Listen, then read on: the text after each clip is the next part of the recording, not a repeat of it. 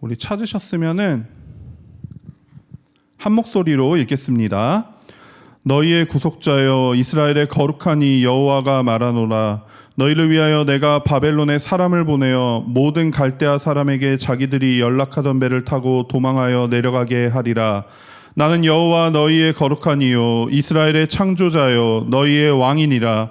나 여호와가 이같이 말하노라. 바다 가운데 길을 큰 물 가운데 지름길을 내고 병거와 말과 군대의 용사를 이끌어내어 그들이 일시에 엎드려져 일어나지 못하고 소멸하기를 꺼져가는 등불 같게 하였느니라.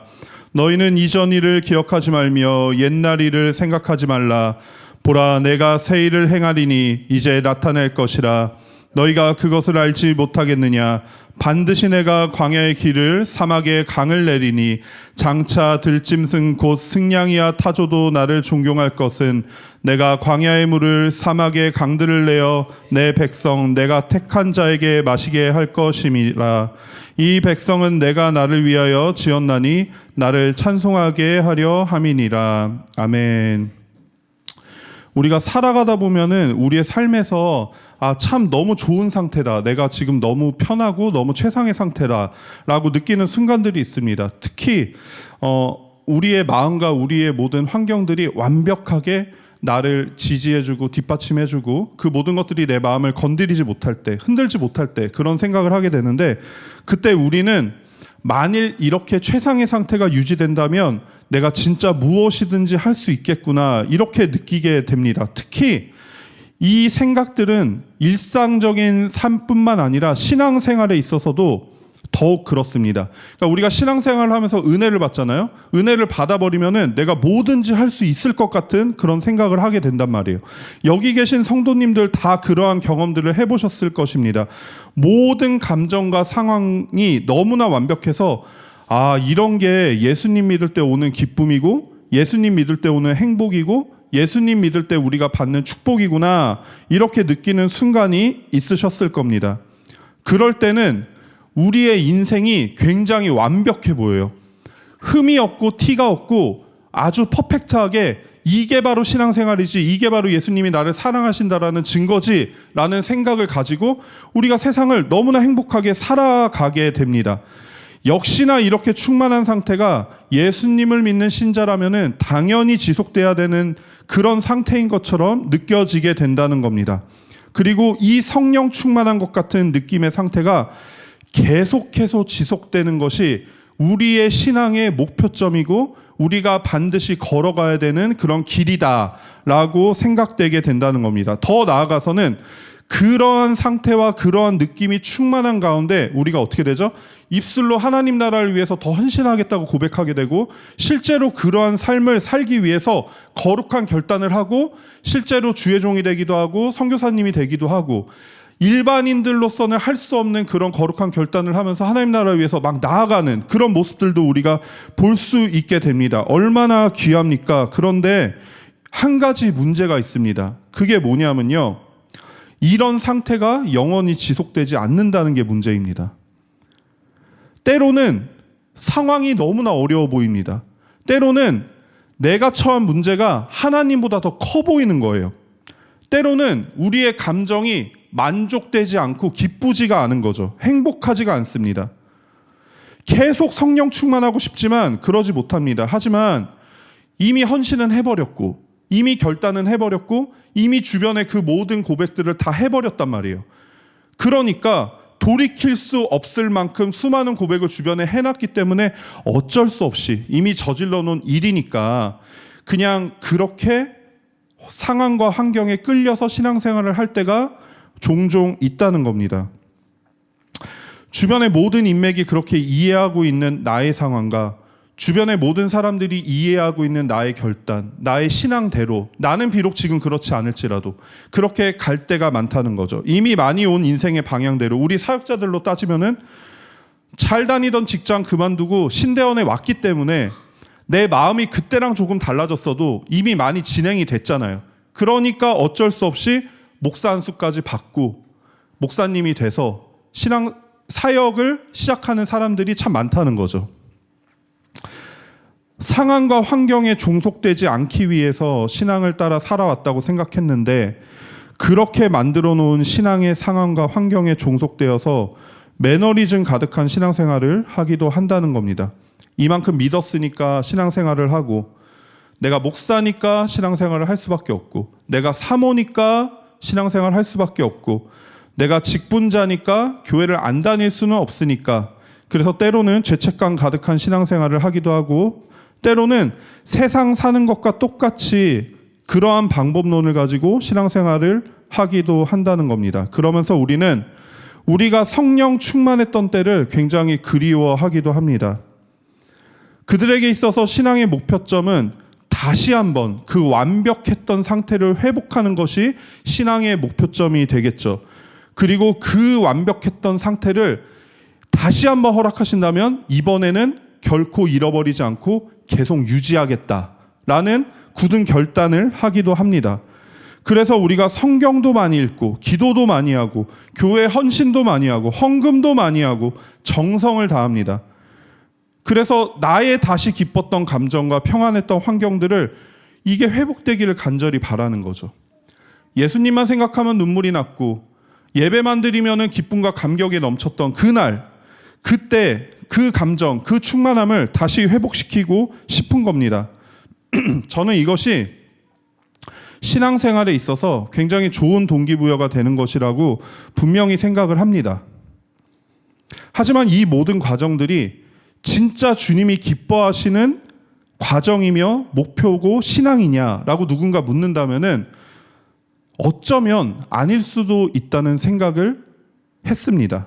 왜냐하면 모든 포커스가요, 예수 그리스도가 아니라 나의 상태에 맞춰져 있기 때문이죠. 내가 신앙이 좋다라고 느껴야 되고, 내가 성령 충만하다라고 느껴야 됩니다. 내가 행복하다고 느껴야 되고, 내가 모든 것이 완벽하다라고 느껴야 됩니다. 그래야 모든 게 의미 있는 그런 신앙생활을 한다면 과연 그게 맞냐는 거죠.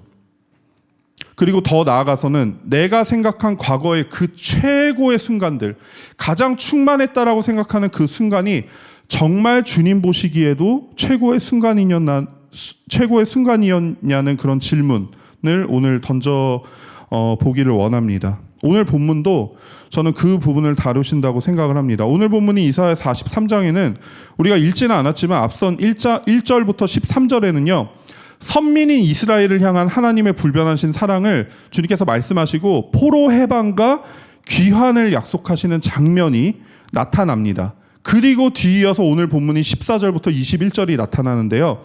그 내용이 뭐냐면 출애굽 사건을 인용하면서 구원하실 그 하나님의 구원의 구체적인 면모를 주님께서 드러내시는 거죠. 제시를 하시는 거죠. 그래서 14절에 보시면 너희를 위하여 내가 바벨론에 사람을 보내어 모든 갈대아 사람에게 자기들이 연락하던 배를 타고 도망하여 내려가게 하리라. 이렇게 말씀하십니다. 이 말이 뭐냐면요. 하나님이 바벨론의 폭정으로부터 이스라엘 백성들을 구원하시겠다라는 말씀이에요. 구원하시기 위해서 그 바벨론을 망하게 하시고 심판하시겠다라는 그런 말씀이에요. 이스라엘은 강대국 바벨론의 압제 속에서 정말 포로 생활을 하면서 모든 희망과 소망이 꺾인 상태로 굉장히 처참하게 그렇게 살아가게 되거든요. 포로 생활을 하게 되거든요. 그런 그들에게 바벨론의 멸망이라는 예언은요, 사실 터무니없는 망언으로밖에 들리지 않았을 겁니다. 그런데 이 강대국 바벨론을 하나님께서 이스라엘을 위해서 멸망시키시고 이스라엘의 포로 생활로부터 구원하시고 그들을 다시 이스라엘로 귀환하시겠다라고 약속을 하십니다. 그런데 이게 중요한 문제가 있습니다. 그게 뭐냐면요. 지금 현재 이사야 43장이 쓰여진 그 현재 시점에 이스라엘은 바벨론의 포로가 아니에요. 심지어 바벨론은 강대국도 아니에요. 그러니까 이게 무슨 말이냐면요. 지금 이스라엘을 포로 생활로부터 구해내고 귀환시키시겠다는 이 약속이요. 이 시점에서 대략 150년 후에 일어납니다. 아직 일어나지 않은 바벨론으로부터 이스라엘을 구원하시겠다는 약속인 거예요. 이게 뭐죠? 여러분 잘 생각해 보세요. 이 약속이 소망입니까? 그러니까 이런 거죠. 만일 우리한테 어려움이 있어서 하나님께 기도를 했어요. 그랬더니 주님이 우리의 기도에 응답을 하셨는데 뭐라고 응답을 하시냐면요.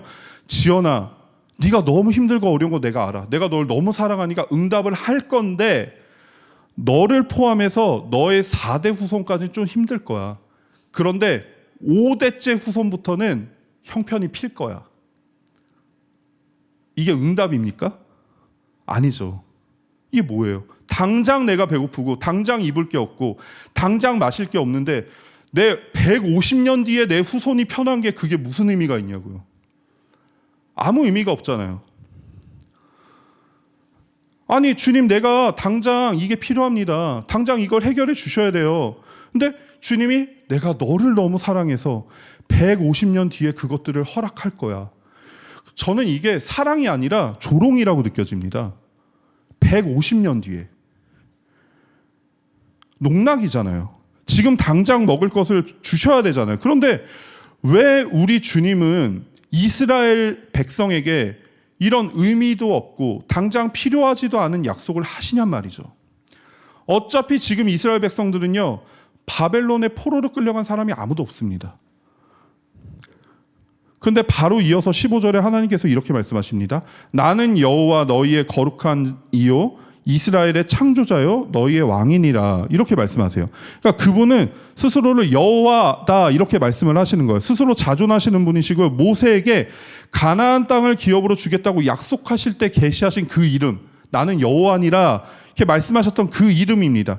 그리고 그분은 이스라엘의 창조자라 하십니다. 이스라엘이 국가의 형태도 갖추지 못했을 때 애굽의 노예로 살아갈 때 그들을 해방시켜서 이스라엘이란 하나님의 국가를 만드신 분이 바로 하나님이십니다.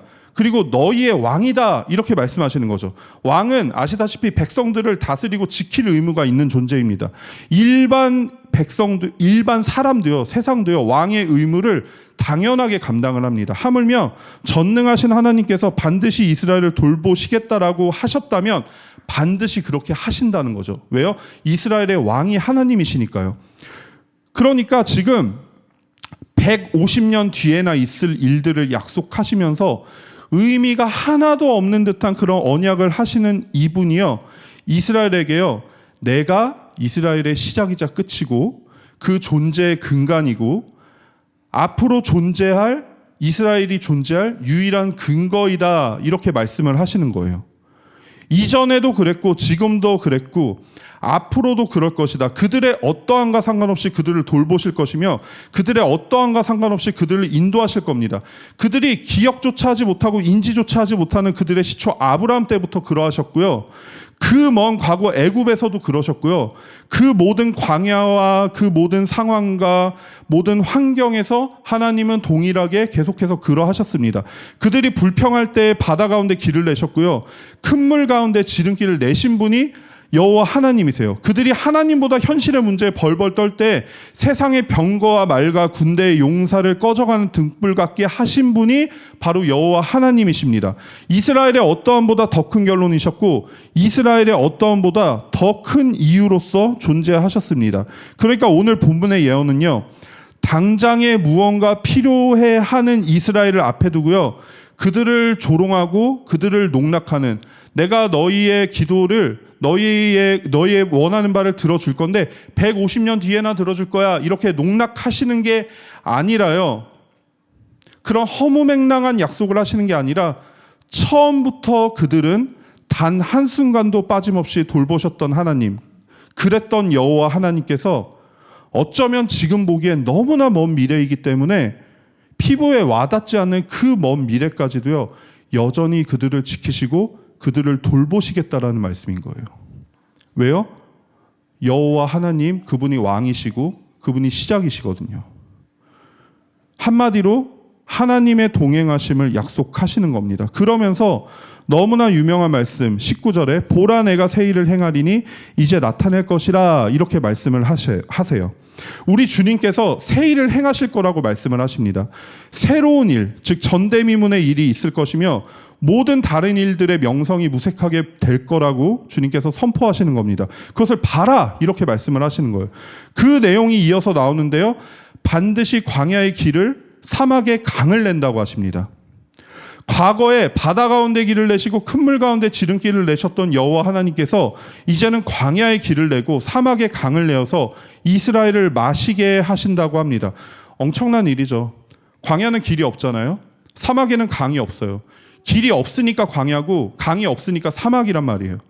그런데 그 근간을 뒤흔드신다는 거죠. 확실히 새로운 전대미문의 일일 수 있습니다. 바다 가운데 길을 내는 것보다 더 어려운 일입니다. 큰 물 가운데 지름길을 내는 것보다 더 큰 일이죠.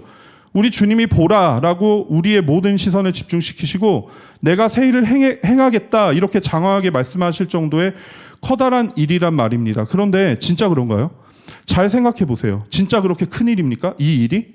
광야에 길을 내고 사막에 강을 내는 게 정말 하나님 입장에서 이전에 없었던 새로운 일입니까?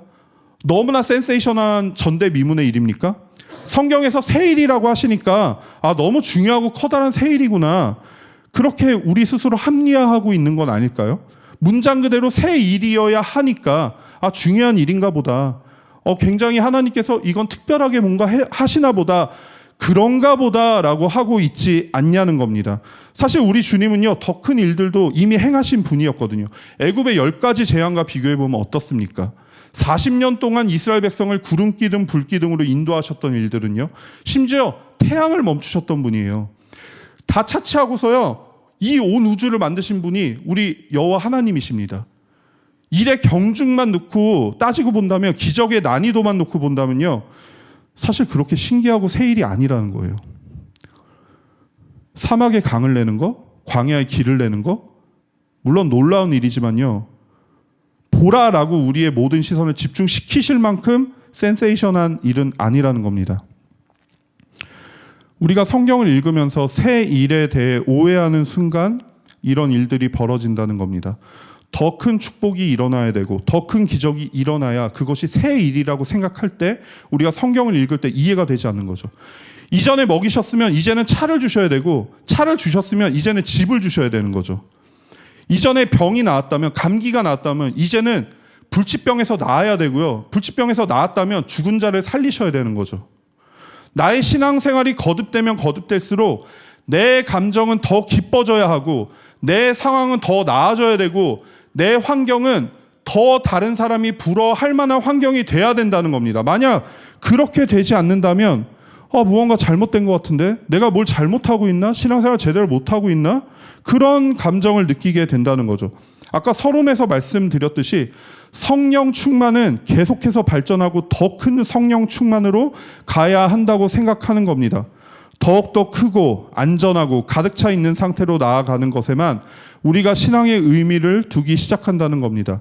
그러니까 우리가 새해가 되어서 2025년이 됐잖아요. 새해가 되어서 이루어 주실 하나님의 그 새로운 일들에 대해서 우리가 생각을 할 때요, 너무나 당연하게 이렇게 생각해요. 2024년에 있었던 일들보다 더 큰 일, 더 놀라운 일, 더 새로운 일, 상상도 할 수 없었던 일, 그 크고 웅장한 일들이 이루어지기를 바란다는 거죠. 귀한 영혼들이 더 많이 우리 교회로 와야 되고요. 더 많은 후원자들이 생겨서 우리 교회의 가치가 인정을 받아야 합니다. 목사님들의 설교에 불이 떨어져서 매 예배 때마다 막 우리가 기절할 만한 임재와 그런 은혜가 임해야 되고, 우리 교회 성도님들의 삶의 모든 영역에서요, 각자 모든 분들이 다 최고가 돼야 되는 거죠. 다 성공을 해야 되는 거죠. 우리 아이들 어린이집, 유치원, 학교에서요, 모두가 시샘할 만하게 그렇게 너무나 예쁘게 자라야 되잖아요. 인정을 받아야 되는 거죠. 이런 일들이 있어야 새 일이라고 생각을 한다는 거예요. 이런 일들이 있어야. 그래야 우리 주님께서 보라라고 우리를 집중시키신 의미가 있다는 거죠. 그런데 진짜 성경도 그렇게 말씀하고 계시냐는 겁니다. 오늘 본문에서 하나님께서 새 일을 행하시겠다고 말씀하시기 전에 앞서서 어떤 전제를 두십니다. 그게 뭐냐면요, 18절, 너희는 이전 일을 기억하지 말며 옛날 일을 생각하지 말라, 이렇게 말씀을 하세요. 왜 우리 주님은 우리에게 이전 일을 기억하지 말며 옛날 일을 생각하지 말라라고 하셨을까요?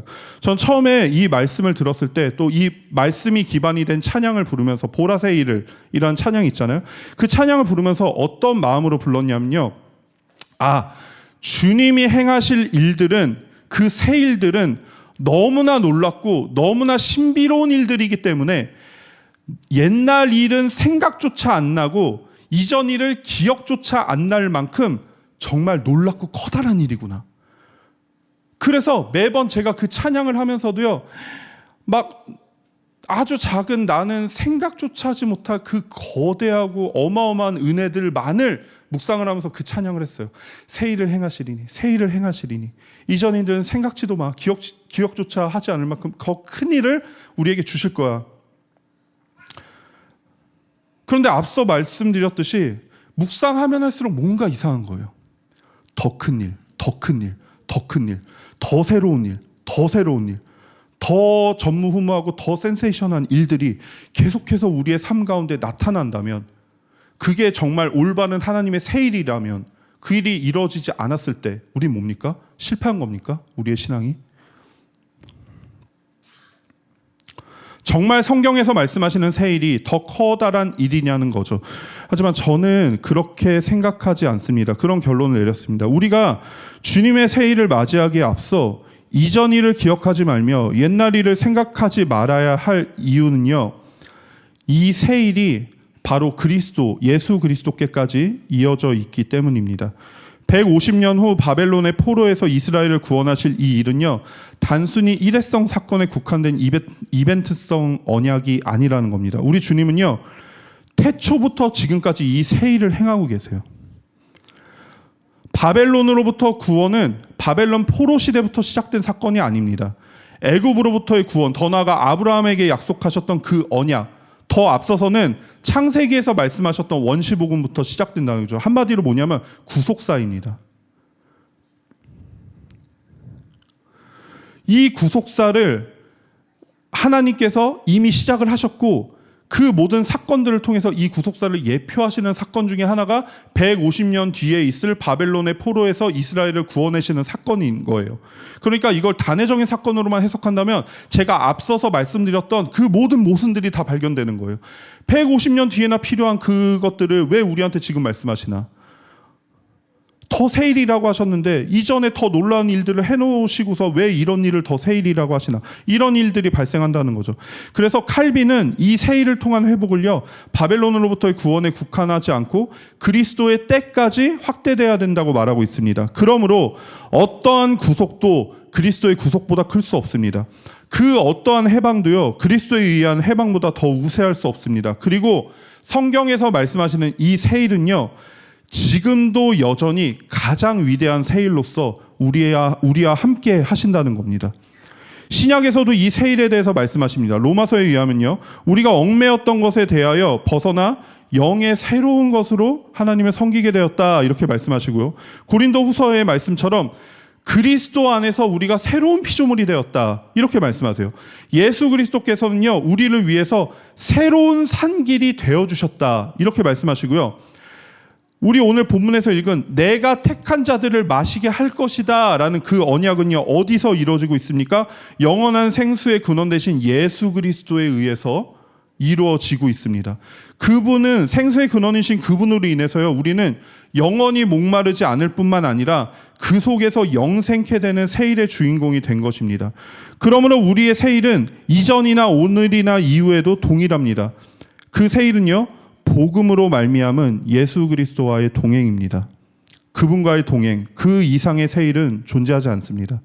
사람의 시선으로 볼 때 크고 작게 느껴질 수 있고요, 때로는 유의미하고 때로는 무의미하게 느껴질 수 있습니다. 하지만 그 본질은요, 오직 예수 그리스도와의 동행, 복음으로 말미암은 그분의 자녀들이, 백성들이 그분과 함께 동행하는 것보다 더 새롭고 더 큰 일은 없다는 겁니다. 여기 계신 분들 다 어른이시지만 제가 어른이 되고 아이를 낳고 부모가 되면서 요즘에 좀 느끼는 게 있어요. 그게 뭐냐면은, 어렸을 때 우리가 부모님을 보면은 모든 것들을 다 하실 수 있을 거라고 생각을 하잖아요. 근데 이제 그 슈퍼맨 같던 부모님도 이제 70이 다 되셨어요. 연세가 70이 다 되셨는데 때로는 TV 시청 같은 굉장히 간단한 일들도 어려워하셔가지고 얼마 전에도 그거 고쳐달라고 저한테 말씀을 하시더라고요.